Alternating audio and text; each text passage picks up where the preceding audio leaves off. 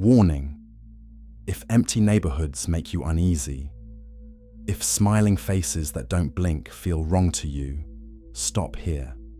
Because Mark made one wrong turn into a suburb where the sun never moved, the streets never ended, and the neighbors were waiting for a new father to sit at their dinner table. Mark always told himself he wasn't the kind of person who got scared easily. That was true right up until the moment he saw the same blue front door for the third time. By then, it was already too late. Before we go any further, subscribe and hit like if you want more cinematic horror stories like this one. Now lock your doors, keep your eyes open, and let's go. He had left the interstate because traffic was deadlocked for miles. Red brake lights stretched across the highway like a glowing wound, and his GPS kept rerouting him through slower and slower options. He was tired, hungry, and irritated enough to accept the first shortcut it offered without thinking twice. The side road carried him away from the traffic and into a quiet residential area he didn't recognize. At first, that felt like a relief. The engine hummed steadily. The air outside was drenched in warm evening light. The road narrowed between trees, then opened into a development so neat it barely looked real. Beige houses, white trim, black shutters, perfect green lawns, every porch light on, every mailbox straight, every driveway empty. He slowed down. Something about the place was wrong immediately, but not in a way he could explain. It took him a few seconds to realize what it was. There was no sound, no wind moving the leaves, no barking dogs, no kids yelling from a backyard, no televisions humming through open windows, no lawnmowers, no traffic, no birds, just his own tires gliding over clean asphalt. The quiet was so complete, it felt manufactured. Mark glanced at the dashboard clock. 5 p.m. He kept driving. The neighborhood seemed endless. Every street opened into another row of nearly identical homes. The golden light never changed. The shadows never shifted. It looked like one of those carefully designed suburban ads where nothing is allowed to be ugly or out of place. Then he saw the red tricycle. It sat on a front lawn near the curb, bright and glossy against the green grass. He barely registered it. A few turns later, he saw it again.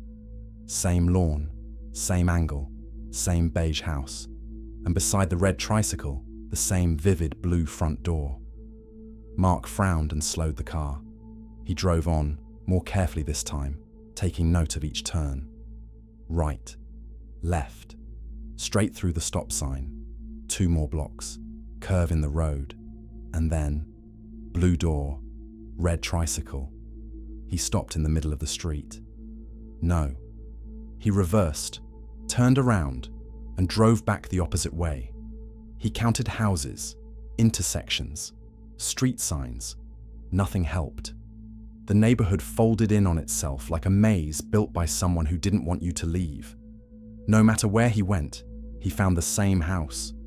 Blue door, red tricycle, same warm porch light glowing on either side of the entrance. By the 4th time, he turned the radio off completely. By the 5th, he noticed his phone had lost signal. By the 6th, he realized the dashboard clock had not moved from 5 p.m. That was when panic first touched him. Not full panic, not yet. Just the first cold hand on the back of his neck. He parked in the middle of the road and stepped out. The silence outside was worse. Inside the car, at least there had been the engine, the air vents, the creak of leather. Out here there was nothing. Even his own breathing sounded too loud, like he was disturbing a room where someone had just died. The air smelled like fresh-cut grass and something sweeter beneath it. Vanilla maybe, or plastic warmed by sunlight. Mark turned slowly in the street. Every curtain was half drawn. Every window reflected the same frozen golden sky. And although he couldn't see anyone, He had the undeniable feeling that people were standing behind the glass watching him. He chose the nearest house and walked to the front porch. His footsteps on the path sounded unnaturally sharp. He knocked. No answer. He knocked again, harder. Still nothing. Hello? Nothing. He tried the doorknob. Locked. So he stepped to the side and looked through the front window. A family of 4 sat around a dining table. Father, mother, boy, girl. The table was set perfectly. Candles burning, plates full. Silverware lined in exact positions. No one moved. At first he thought maybe they were saying grace. Then he noticed none of them were blinking. He leaned closer. The father's smile was too wide. The mother's skin was too smooth. The children's eyes reflected the candlelight like polished marbles. The whole family looked human in the same way department store mannequins looked human from far away. Close enough to fool you for 1 second. Wrong enough to make your stomach drop when the details came into focus. Their skin had a faint glossy shine to it. Plastic. Mark took a step back, and then the father turned his head toward the window in one sharp, violent motion. Not slowly, not naturally, a precise snap. Now the smile faced Mark directly. Mark stumbled off the porch, nearly missing the step, and ran back to the car. He looked over his shoulder once.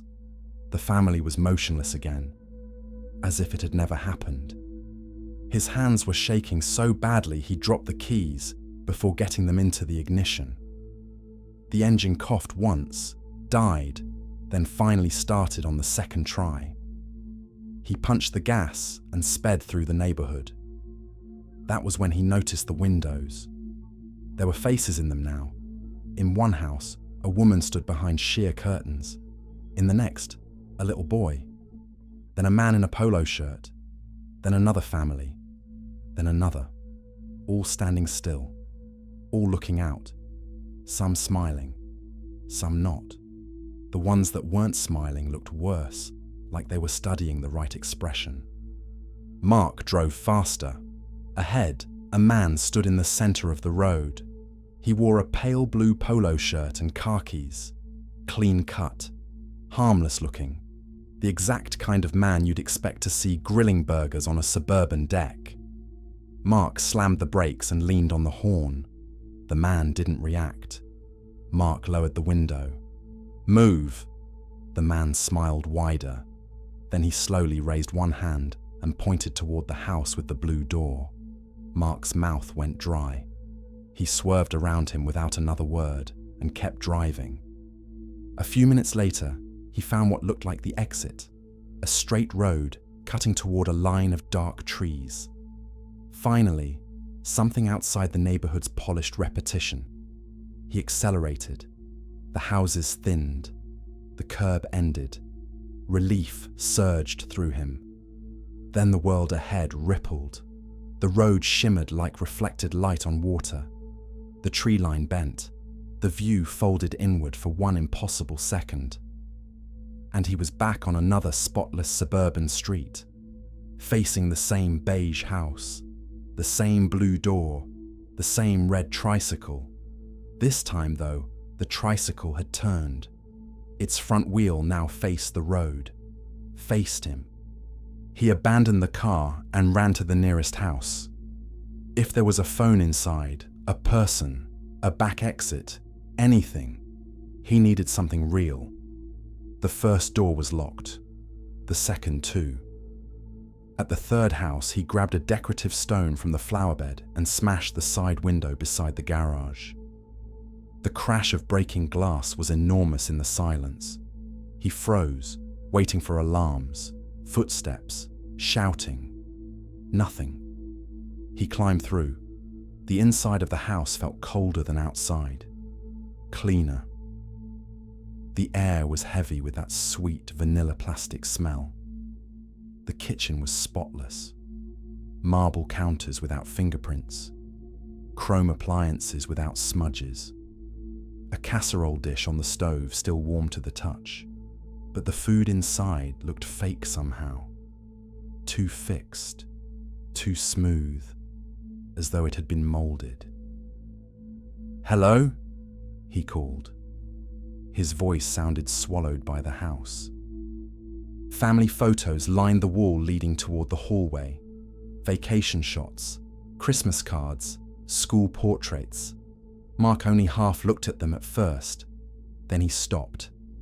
In one photo, a smiling family stood outside the house with the blue door.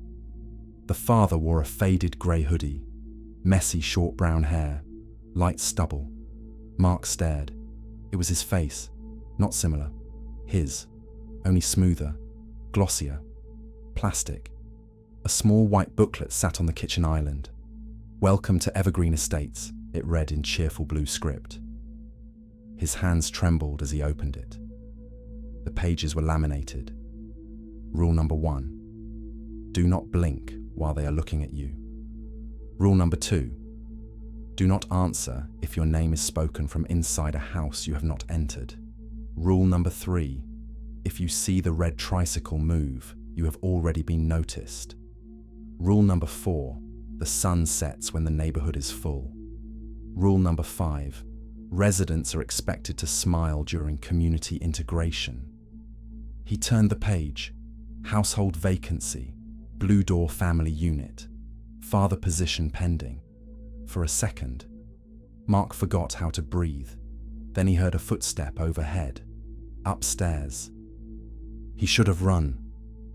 Instead, he went toward it because something moving above him while he stood in the kitchen felt even worse. The stairs creaked softly as he climbed. At the top was a pastel hallway lit by warm lamps and framed flower prints. Every surface looked staged, every line too neat, every shadow too clean. The first bedroom was a little girl's room, pink blanket made tight, dolls on shelves, tiny shoes lined under the bed. The second belonged to a boy, model rocket, baseball glove, bed perfectly tucked, no dust, no wrinkles, no sign that either room had ever actually been used. The master bedroom closet stood open. Inside hung dresses, children's clothes, men's shirts, and in the center, by itself, a faded grey hoodie exactly like his. Something shifted behind him. Mark turned. A woman stood at the far end of the hallway. Dark dress, hands folded at her waist, blonde hair pinned into place, glossy skin so smooth it caught the light like polished porcelain, and that smile, too wide, too perfect, too still. Her eyes were locked on him, not blinking. The rule came back so violently it felt like someone shouting directly into his ear. Do not blink while they are looking at you. His eyes instantly felt dry. He backed away. She took one slow step forward. He kept staring, chest tight, eyes watering. Another step. He backed into the bedroom doorway. She tilted her head, smiled wider. His eyes burned. He blinked. When his vision cleared, she was 6 feet closer. Mark screamed and grabbed the nearest object, a ceramic lamp, and hurled it at her. It shattered against the wall, spraying pieces across the carpet. She didn't flinch. He ran. Halfway down the stairs, his eyes fluttered again. At the bottom stood 2 children, a boy and a girl. Glossy skin, wide school picture smiles, hands at their sides, waiting. Mark vaulted the last steps, slammed into the dining table hard enough to send plates crashing, and sprinted for the back door. Outside, another perfect yard, then another, then another. White fences, trimmed hedges, stone patios, grills polished to a mirror shine. He jumped fence after fence, breath tearing in and out of his chest. By the 7th yard, he realized he was hearing other footsteps behind him. Soft. Too many. He looked back. The yards were full of residents. Men in polo shirts, women in neat dresses, children holding toys, all frozen in place, all staring at him. He turned forward and ran harder. His eyes burned with tears. He blinked. When he looked back again, they were closer. No running, no sound, just closer. A man who had been near a fence was now halfway across the yard. A smiling little girl stood on top of a patio table. A woman appeared beside a grill holding an empty pitcher. They moved only in the seconds he failed to see them. The fences ended at a small neighborhood park. A swing set moved gently back and forth. There was no wind. The sandbox looked untouched, the slide too clean. The rubber flooring beneath the swings had no scuff marks, no dirt, nothing to prove children had ever played there. At the center of the park sat the red tricycle. Mark stopped dead. It faced him. Then one wheel turned with a tiny dry squeak. And from all around the neighborhood, voices spoke in warm, cheerful unison. "Welcome home, Mark." His blood went cold. The voices came from porches, windows, behind fences, inside houses. "Your family is waiting, Mark. The table is set, Mark." He ran. The streets opened in impossible clean lines around him. Every stop sign glowed red. Every porch light shone the same exact shade of yellow. Every curtain shifted just enough to suggest movement behind it. The voices kept following, sometimes far away, sometimes close enough to feel against his ear. He remembered the rule: do not answer if your name is spoken from inside a house you have not entered. And that was the most terrifying part. Someone knew this place well enough to leave instructions. At the next intersection, reality glitched.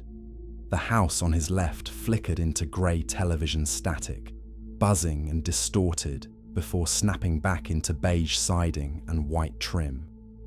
Then the house across from it did the same. Then another. Lawns smeared into green noise. Windows turned to static. For one disorienting second, Mark thought he could see behind the neighborhood itself, an endless black emptiness holding up rows of house fronts like stage props. Then it was solid again, and the residents were closer. No matter which direction he ran, the streets guided him back, to the blue door. This time, the front door stood open. Warm light spilled over the porch. The red tricycle sat upright beside the steps. From somewhere inside came the faint clink of silverware against plates. Dinner. Waiting. Mark backed away. Something touched his shoulder. He spun and found the man in the pale blue polo standing inches from him, smiling with impossible politeness. "Your seat is ready," the man said. His lips barely moved. The voice sounded layered, like several people speaking at once. Mark punched him. Pain shot through his hand. The man's head snapped sideways, then slowly returned to center, still smiling. Mark ran. Now it was pure animal panic. Residents appeared on rooftops, porches, sidewalks, driveways, but never while he looked straight at them. They were always suddenly closer after every blink, every turn of the head, every panicked glance away. A child stood on a mailbox. Blink. The child was on the hood of his abandoned car. A woman stood at the far end of a driveway. Blink. She was 3 houses nearer. A man waved from a garage roof like a friendly neighbor greeting him on a summer evening. Mark's lungs felt skinned raw. His eyes streamed from holding them open too long. His vision pulsed black at the edges. He couldn't keep doing this. Eventually, his body would force him to blink. Eventually, they would be on him. Then he saw the tree line, straight ahead, real, dark. Not another curve, not another loop. Hope hit him so hard it almost hurt. He sprinted, 100 feet, 50, 20, and slammed into something invisible. The impact threw him backward onto the pavement. He rolled, gasping, face burning, hands reaching out in panic. There it was. A smooth, transparent barrier rising from the road into the sky like glass. The neighborhood was enclosed. Residents began gathering behind him in a slow, smiling semicircle. Mark pounded on the invisible wall until his fists bled. Nothing outside heard him. Nothing outside saw him. He staggered sideways and caught himself against the side window of a parked SUV and saw his reflection. At first, the change looked small. His cheeks were smoother, his lips glossier. His eyes reflected light too hard, too bright. He touched his face. The skin felt warm, firm, too firm. His fingers pressed in and met a resistance beneath the surface like rubber. No. He wiped at his mouth. The smile was already there, small, fixed. His grey hoodie crackled softly when he moved, the fabric beginning to stiffen. The residents came closer. Families, couples, children. The woman from upstairs, the two children from the staircase, the man in the pale blue polo. All of them arranged in a patient half circle, smiling as though they were waiting for a late guest to finally sit down to dinner. The man stepped forward. "Integration can be uncomfortable," he said. The woman tilted her head. "You will love your home." A child lifted the red tricycle like an offering. Then several voices said together, "The sun sets when the neighborhood is full." Mark looked up. For the first time since he entered Evergreen Estates, the sun had moved. Only a little, but enough. It was lower. Terror gave him one last burst of strength.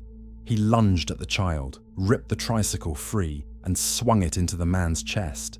A hollow crack rang out. The man's torso dented inward, like molded plastic. Mark stared. Then he swung again, smashing the frame into the smiling woman's face. A split opened along her cheek, revealing pale fiberglass beneath the glossy beige skin. For 1 second, the whole crowd stared at him. Then every smile widened. They were delighted, because now he understood. An understanding felt like a final door closing somewhere inside the neighborhood. They rushed him. Or maybe they just became suddenly close from every direction at once. Hands grabbed his arms. Hands held his shoulders. Tiny fingers locked around his wrists with shocking strength. His eyes fluttered from tears and pain. He blinked. When his vision returned, he was standing on the front walk of the house with the blue door. The front door was open. Warm light spilled out. Inside, the dining room waited.